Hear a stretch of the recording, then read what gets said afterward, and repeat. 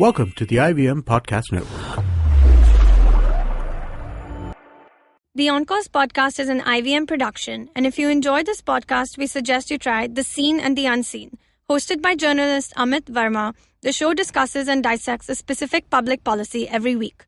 Check it out. You're listening to the OnCourse Podcast. Hi everyone, welcome to the OnCourse Podcast. OnCourse is a creative and alternate education company that aims to bridge the gap between formal education and real-world skills. So in this regard, we offer a range of programs from short skill-based courses to test prep to application assistance for those looking to study abroad. My name is Alisha Mashruwala and I'm the CEO and co-founder at OnCourse. I studied at Harvard University and after graduating started OnCourse. Today with me, we're lucky to have Ashni Monot. Ashni is the senior partner and head of undergraduate services at OnCourse. She studied at Stanford University. Hi, Ashni. Hi, Alisha. Thanks for having me. So, Ashni, we have a lot of questions, now with Trump coming into power, people asking us whether US is the right place to go, a lot of skepticism. So just to kind of get an idea, why people choosing the US as a destination to study in the first place? Like, what's unique about it? What's different about it? I think the US has one of the most flexible systems of education. So I think that that's one of the biggest draws for the US. So they have this program. Every college in the US has this program called the Liberal Arts Curriculum. And it's very unique in that it's flexible. So you have up to 2 years to decide what you want to major in. So you can even go in undecided. You don't have to say that I want to study psychology or I want to study economics. Or if you say it at the beginning as well, you can change your mind later. So you actually have the opportunity to take classes in subjects that have you've never taken before in high school. For example, you can go in and take psychology your first semester and take economics and English and math, and then maybe you decide that economics is not for you. So you can drop it and then maybe take astronomy in your second semester, or you can take bio. And you have the option to do that for up to 2 years, mix and match, till you finally decide a major. So are most of the courses there more humanities focused, or you mentioned bio as well? So does that include the sciences as well? So it also includes the sciences. It includes 3 types of courses: humanities, which would be your language or art history. It also includes sciences. So your physics, chemistry, bio, math would all fall under liberal arts. And it also includes the social sciences. So international relations, psychology, economics, political science, all of this would fall under liberal arts in the US. And so how does it work? So you said you don't have to know exactly what you want to study. And I'm of the belief that at the age of 16, 17, when kids are going abroad, they haven't taken enough subjects, they haven't explored enough to know exactly what they want to do. So how does it work when they go over there? Absolutely. That's actually the premise on which liberal arts is based, that you don't have to know exactly what you want to do with your life. So say you have about 40 courses that you need to complete over 4 years in the US. And you might take 20 courses in whatever major you ultimately decide. Say you did decide to do economics, but then the balanced 20 courses can be in other electives, right? So you can take art, or you can take bio, you can take physics, you can take political science as part of your other 20 courses. Or then you can also decide to do a second major. You might decide that with economics you also want to do math, and then you can do that as well. Or you can do a minor in mathematics and still take electives in other courses. So you always have the opportunity to study what you want to study, even if you have other interests besides the one that you think you will graduate with as a major. And so just out of curiosity, you said 40 courses. So that's across 4 years of the That's degree? Across 4 years. And so how is it split? Do you do a few courses in the first year and then the second year? Is it semester-based? It changes. So each university is a little bit different. Some universities have semesters, some have quarters, which are around 3 months. So the idea is that you change courses every semester or quarter. So say if you're doing 40 courses over 4 years, then in one particular year, that would be 10 courses. So over 2 semesters, then you'd have about 4 to 5 courses that you take in one semester. So how was your experience at Stanford? Is that what you studied? What did you do over there? Yeah, it was absolutely amazing. I did study within the liberal arts curriculum, and actually I double majored. I did a major in human biology as well as a major in English with a focus on creative writing. So I was really passionate about both, and that's one of the main reasons I actually went to study in the US, because it's something that I couldn't actually pursue in India. I can't study both English and bio, science and humanities in India at the same time. So that was a big draw for me. So the way liberal arts works, do you have to take subjects within the sciences, the social sciences and humanities, or can you just go in there knowing what you want to do and still just kind of focus on that one element? You can focus mainly on one element, but you may still have to do something called general education requirements. You may still have, but those are very broad. So they might say that you need to take 1 to 2 courses in the sciences, maybe 1 course in math, 1 course in social science. But the beauty of it is that you can pretty much choose what you want to do within that. So for example, if you had to take, say, a science class at Stanford, you had the option to take something called Sleep and Dreams, which was a very interesting class and one of the most popular classes at Stanford. And it would qualify for something like a science requirement, because it touched on neuroscience. But basically, it was a really fun class where you got to learn about the nuances of, how sleeping and dreaming work in humans. That's interesting. And what about, so now that I guess in India, a lot of kids are of the mindset, or parents have the mindset that, liberal arts may not be the right thing for them. Maybe they want to go into business or engineering. Are there options for that in the US, and how does that work? Yeah, absolutely. So liberal arts is not the only option in the US. You also have the option to study business at an undergrad level as well as engineering. And then for some students, you also have the option to study something related to art and design and architecture. So I'll touch mainly on business and engineering. So within business, again, you have the flexibility, but within the realm of business. So say if you go with the same 40 courses thing that we talked about earlier, then about, 15 to 20 of these would be in your business major. Let's say you picked marketing. And then another 10 to 15 classes would be in other business courses. So in finance, entrepreneurship, accounting, etc. So you get sort of a whole rounded view of what it's like to run a business. These would cover all the other business functions. And then you also have room for another 5 to 10 courses from liberal arts. So it's not like you can't take art or you can't take psychology. You can do that when you're studying business. You just can't major in it.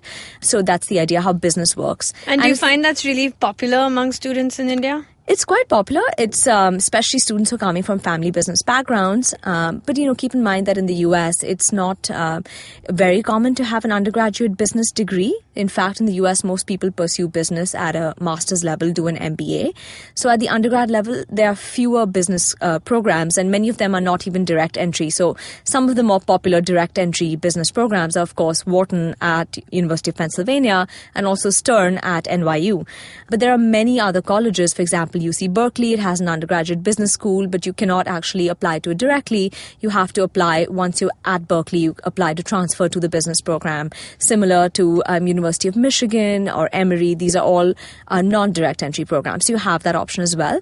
But there are plenty of colleges, for example, Harvard, Yale, Princeton, Stanford, none of these have undergraduate business programs. So there are fewer schools in the US that have. And I've been hearing a lot about Babson these days. I think a lot of kids wanting to go to Babson, and correct me if I'm wrong, but they have a course where it's entrepreneurship driven in your first year, where they give you some amount of funding to go start your business, and then they grade you absolutely. based on how it does. It's called FME, and it's an amazing course, and one of the biggest reasons people want to go to Babson. So they're one of the best entrepreneurship focused programs in the US, and students are actually graded in that course on how well the business that they start in that semester does by the end of that semester. So it's a great opportunity to get some real hands-on experience and really try to go out and start something in the real world. Okay.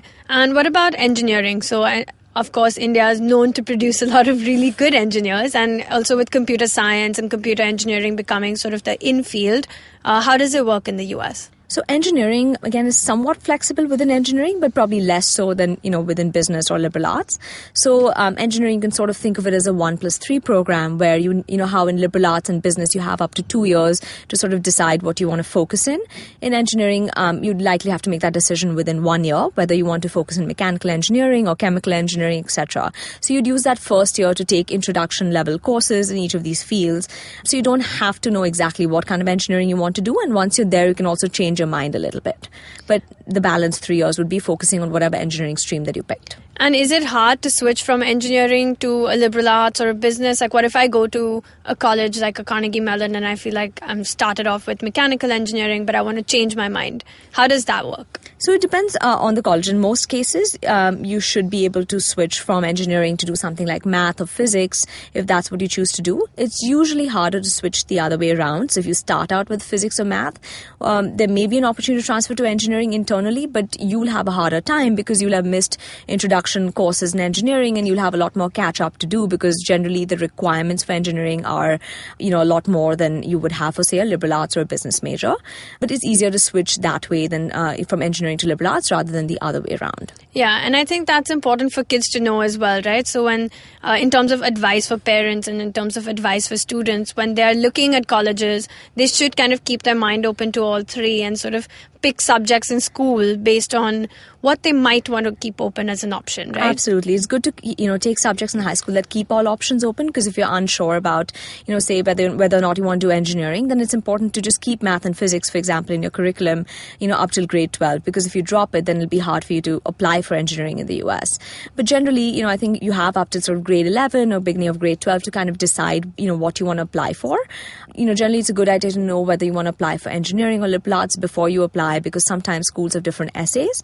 And sometimes, there are some schools, for example, Carnegie Mellon, as you mentioned, that are a little, picky about like applying directly to the major that you actually want to study in, because it's harder to switch in a college like Carnegie Mellon, or perhaps colleges like, UC Berkeley or UCLA, because they're so large.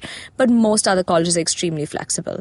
All right, we're going to take a quick break right now, and we'll continue this conversation when we're back.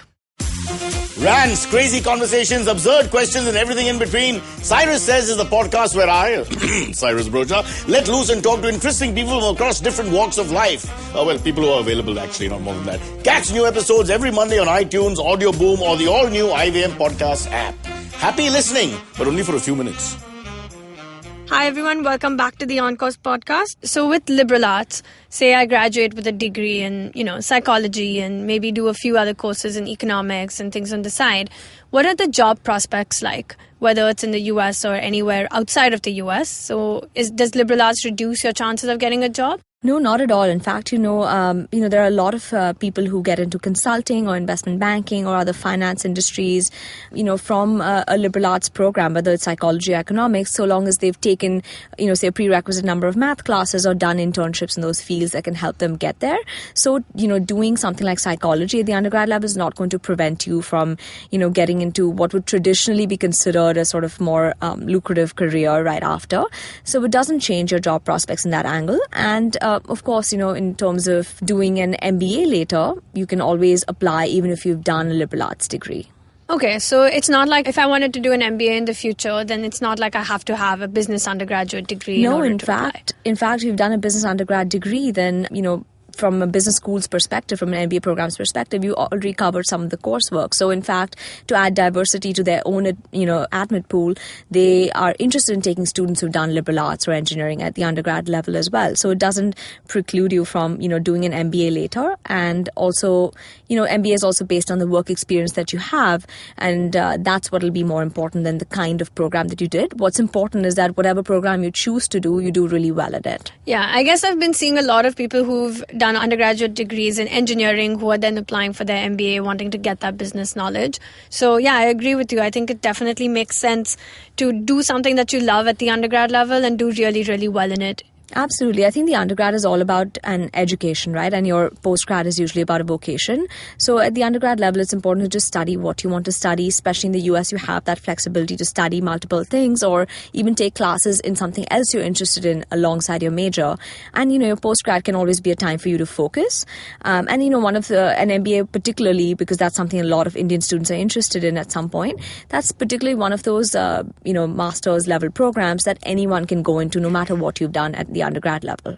So while at an undergraduate level, whether I'm in liberal arts or whether I'm in business or whether I'm in engineering or art and design, do I have a lot of opportunities to do extracurricular activities on the side? Is that similar, or does that also vary from college to college, or does that vary from program to program? No, it actually doesn't vary from program to program. So no matter what you study, you'll have the opportunity to join, anywhere from 100 to 200 different student clubs or organizations on campus. And these are ranging from, culturally focused ones, so like an Indian Students Association, but they can also be related to your major. So it can be like an Economic Student Association or the Undergraduate Chemistry Society, or, it can also be related to community service. So you will find something for your interests at a US college, which is the beauty of it. They have have such a great emphasis on extracurricular activities, more so than most other countries. And there's a lot of learning to be had outside of the classroom as well. So there's absolutely, doing whatever program you're doing doesn't stop you from doing extracurriculars. And if you don't find a club that you like, you can actually start your own. Okay, so there's a lot of flexibility, a lot of openness in that sense as well. Absolutely. And is there a specific type of college that's really good for one particular course versus another? Because I always hear like UC Berkeley is really large, or, there are smaller colleges as well. So what is your take on that? So I think that sometimes, if you want to do engineering, a lot of students who come to OnCourse, they also apply to the state colleges when they are applying for engineering, especially because state colleges have amazing research facilities, a large number of graduate students, which is where, you would end up doing a lot of research within the engineering field or within the sciences. So, those colleges should ideally be on your list if you're applying as an engineer. Other than that, the liberal arts curriculum is found at every type of college. So they'll be at small colleges, large colleges, state colleges. It doesn't matter. You'll have that flexibility if you want to study other courses. Of course, there are some colleges that are, again, more known for certain kinds of courses than others. So, for example, at Stanford, computer science was one of the most coveted majors. And, that actually, within Stanford, it fell under the engineering school. But for a lot of other colleges, that falls under liberal arts. So it's a little bit different kind of where you apply. And, I think it's quite flexible overall. So what is the difference between these colleges, the small ones, the mid-sized colleges, the large ones? Is there a difference in terms of the academic level, or is it more just a matter of fit, or what are the differences I think it's absolutely a matter of personal preference and fit. So, for example, the three sort of main types of colleges, in the US, one are liberal arts colleges, which is not to be confused with the liberal arts curriculum. And then there are also state colleges, like I mentioned, UC Berkeley, University of Michigan. And then there are national universities. So these are colleges like Harvard or Stanford or Yale. So liberal arts colleges, the first category would be colleges like Amherst or Swarthmore or Wesleyan. So these are usually more rural or suburban colleges. They're usually very small in size, and many of them only have undergrad. So many of them don't have grad students and don't have an engineering option, and many of them don't necessarily have a business option as well. So it's primarily there, as a small college, probably about 400 people every year, 400 to 600 people in freshman class size. And it's a very intimate, close-knit experience. So there are students who absolutely love that, and that's where they want to go. And if they, say, for example, don't want to study engineering or business at the undergrad level, that's a great fit for those kinds of students. Of course, the national universities and the state universities will have graduate programs as well as engineering, not always business, but definitely engineering. And usually the difference is a little bit in size. So at the national universities, you might have about, approximately 1,000 or 1,500 students per class, and then, per freshman class. And at the state universities, it's a little bit more like, 4,000 or 5,000 students per class. Now, some students absolutely love the large environment. They like that sort of teeming, bustling university feel, which you'll get at these state universities. And then some students actually really love and thrive in, the smaller environments where they have closer contact with faculty and just closer bonds with their graduating class. So it just depends on personal fit, I think. Yeah, and I think the liberal arts colleges, as they say, I guess their sell is that you're not just a number, you're a name over there. Everyone knows who you are. You get that close contact with your professors. Yeah, you're right. It is fit-based completely. So you said a lot of the small colleges don't offer business or engineering as programs. For someone who likes that smaller environment and, maybe wants to study something like this, do you recommend they look at the larger colleges as options, or do you recommend that they go to the small college, study something along those lines, and then apply for a master's or something along those lines? I think at the time of application, it's good to keep a wide range of colleges on your list that you can apply to, because you never know where you're going to get in. And then you can always choose to go to the smaller college if you choose to, over the larger college, right? However, some of these smaller programs, they do have some opportunities to sort of dabble in a little bit of business. For example, some of them have certificate programs or career-oriented programs where students take a certain number of classes. They may do an internship as part of that, which would get them ready for, say, a business kind of role after they graduate. So even if they might graduate with psychology or economics or math, they might have done this kind of business-focused career program. So they have that option. And then some of these programs for students who are interested in engineering, they've also tied up with some of the larger colleges. So for example, a college like Wesleyan, might have sort of a 3+2 engineering program where you would do 3 years in whatever major you had chosen at Wesleyan.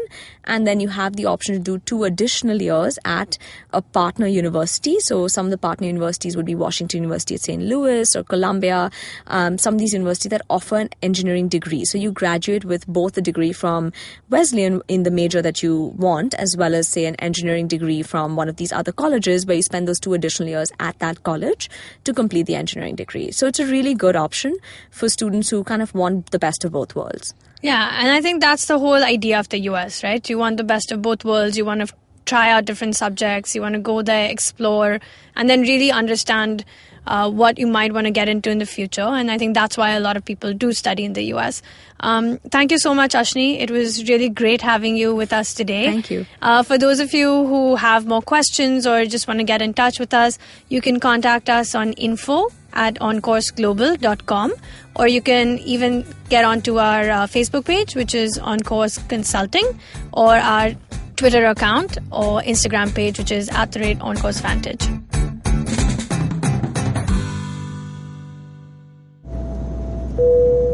Good evening, ladies and gentlemen. This is your captain speaking. Sorry to say, but there's been a slight delay due to the apocalypse having suddenly begun.